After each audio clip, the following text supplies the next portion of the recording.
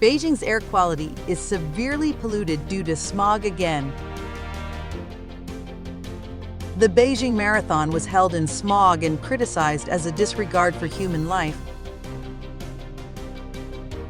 CCP's virus research advocate Sun Yueyi's deepening concerns over expert fatalities.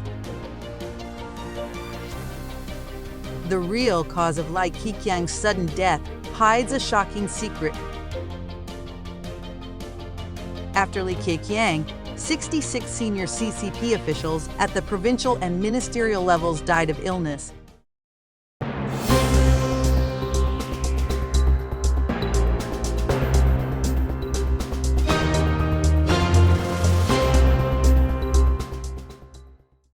Beijing's air quality is severely polluted due to smog again. Recently, Beijing has been hit with smoggy weather again, with multiple districts issuing fog yellow alerts and air quality index reaching hazardous pollution levels. Netizens said it's that time of year when air quality relies on winds blowing. At 10:15 p.m. on October 28, Beijing Meteorological Bureau issued a fog yellow alert, forecasting visibility under 1,000 meters in most of Beijing from midnight to 9 a.m. on October 29. Visibility in parts of Tongzhou, Daxing, Fangshan, Kaiyong, Shunyi, Miyun, and Huairou districts could dip below 500 meters. On Sunday, Oct. 29, the U.S. Embassy in Beijing reported an air quality index of 203, belonging to the hazardous pollution category. Comments on Weibo said, "It's that time of year when air quality relies on winds blowing again. The good weather is over. This is smog. Coming out in Wangjing, I discovered it was all foggy. Can we seek truth from facts? Haze is haze." Checks found Beijing's smoggy weather had actually started in previous days. On October 24, China Weather Network reported that from the 24th to 25th, atmospheric diffusion conditions were poorer in parts of central southern North China and northern Hawaii River region. Some areas saw light to moderate smog, with heavy smog locally in southern Beijing, Tianjin, and central Hebei. On October 24, Xi'an reported that the Beijing-Tianjin-Hebei region saw the first smoggy weather this fall around the 24th. Data from China's Environmental Monitoring Station showed Beijing's AQI reached 199 I-rate pollution during the day on the 24th. Tianjin and Beijing, Hebei's AQIs also reached 153 and 170 respectively, indicating moderate pollution. The Beijing Marathon was held in smog and criticized as a disregard for human life. The 2023 Beijing Marathon proceeds despite dangerous smog, sparking health concerns. On October 29th, the Beijing Marathon went ahead as planned, with 30,000 participants from around the world, despite the city being shrouded in hazardous smog. Air quality index AQI readings exceeded 221, indicating heavily polluted air quality per US embassy data. This level of pollution is considered very unhealthy, especially for vulnerable groups. However, most runners competed without masks, potentially risking their health by engaging in strenuous outdoor activity amid the smog. Critics slammed the organizers for irresponsibly endangering participants. Comparisons were made to the 2014 Beijing Marathon, when many runners wore masks due to similar smog levels. Back then, Premier Li Keqiang had vowed to combat pollution. Yet in 2023, it appeared organizers learned no lessons, only caring about holding the event no matter the conditions. Scientific evidence clearly demonstrates the health dangers of particulate matter exposure. PM2.5 particles can penetrate deep into the lungs and enter the bloodstream, causing cardiovascular and respiratory damage. The WHO sets safety limits of 25 mg each tree for 24-hour PM2.5 exposure, while Beijing exceeded 150 mg on race day. Exercise increases respiration rate, drawing even more toxic particles into runners' lungs. Holding the event with no measures to protect participants, like providing masks, was dangerously negligent.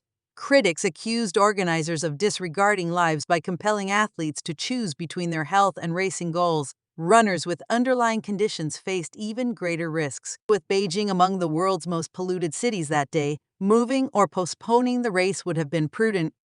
The decision was especially questionable coming soon after former Premier Li Keqiang's death. Given the mourning period, critics argued the marathon should have been delayed out of respect.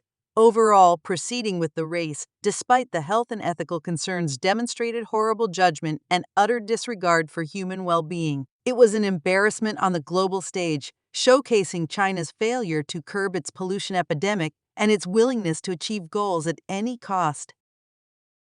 CCP's virus research advocate Zheng Yu dies, deepening concerns over expert fatalities. The recent passing of Wu Zunyu, China's chief epidemiologist at age 60, heightens long-standing concerns over a pattern of questionable deaths among prominent scientists who publicly defended the Chinese Communist Party's questionable COVID-19 narratives. Wu's death on October 27 came after a cancer diagnosis in 2021. However, Wu is just the latest high-profile virologist to die abruptly after backing Beijing's rhetoric regarding the pandemic origin and endorsing controversial response policies. In October 2022, Wu Jianguan, former director of China's first biosafety Level 4 lab, died suddenly at 66. In July 2022, Jinping, a pharmaceutical executive involved in a Chinese COVID vaccine's development, died at 52. In April 2022, a 45-year-old Sinovac manager passed away. In March 2022, a 41-year-old lab expert assisting COVID testing died. Even earlier, in September 2020, esteemed Chinese microbiologist Zhao Zhendong died at 53. And in May 2020, top military microbiologist Zhou Yusen perished just months after applying for a COVID vaccine patent, suggesting he had already developed one when the pandemic began. These deaths share common hallmarks that arouse suspicion. The scientists were at the prime of their careers. The causes were often nebulous, sudden illnesses. The circumstances around fatal diagnoses and deaths were opaque. The timing frequently correlated with the dissidents' involvement in sensitive pandemic-related work. Taken together, the pattern suggests foul play cannot be ruled out. At minimum, the spate of death deprived China of scientific expertise when it was needed most. At worst, the scientists may have been silenced to prevent revelations that contradicted the CCP's self-serving narratives about COVID's origins, its policies, and true death tolls. Beijing's long track record of cover-ups and suppressing dissent renders these potential motives plausible. The deaths reinforce wider concerns about the regime's lack of transparency and candor regarding the pandemic. While the CCP controlled information, COVID ran rampant in China, enabled by officials like Wu who repeated false claims that the party had the outbreak under control. Credible reports suggest millions perished due to Beijing's malfeasance and obstruction of foreign aid. The only way to determine the truth is through impartial, international investigations. But the CCP refuses to allow transparency while continuing to spread disinformation on COVID and potentially eliminate sources of countervailing facts. These suspicious deaths highlight the costs of Beijing's deception, which enables tragedies and then conceals them. The scientists may have been silenced for political expediency, their deaths joining the CCP's lengthening toll of uncounted pandemic victims. The real cause of Li Keqiang's sudden death hides a shocking secret. The sudden death of former Chinese Premier Li Keqiang on October 27 at age 68 has sparked intense speculation both within China and abroad. The ambiguous circumstances surrounding his passing reinforce suspicions of foul play under Xi Jinping's increasingly unstable regime. According to CCP official reports, Li Keqiang suddenly suffered heart disease while resting in Shanghai. Despite all-out resuscitation attempts, he died in the early morning hours of October 27. However, Li had appeared healthy in recent public appearances, even touring the Dunhuang grottos not long ago. His premature death at a relatively young age for a CCP elite shocked many. On social media, netizens expressed disbelief, questioning how someone with China's best medical care could die so abruptly without prior heart conditions. The circumstances provoked profound suspicion. Experts note heart attacks causing such rapid death are extremely rare nowadays. The dubious claim echoes other officials who supposedly died of sudden illnesses, although they had access to top-tier healthcare. The timing also raises alarm, given Xi's precarious position amid intense CCP infighting and an unstable political climate reminiscent of the 1989 Tiananmen Square crisis. Although the truth remains unknown, Li's unexplained passing, like previous officials, suggests the CCP's signature expedient elimination of potential threats to Xi's power. With the CCP's web of deception and suppression of dissent, the regime controls the narrative around elite deaths, arousing suspicions of politically driven murder or negligence.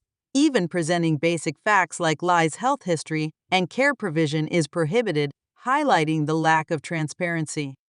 Prominent overseas commentators have alluded to even more shocking real causes beyond the official explanation, which censors immediately deleted.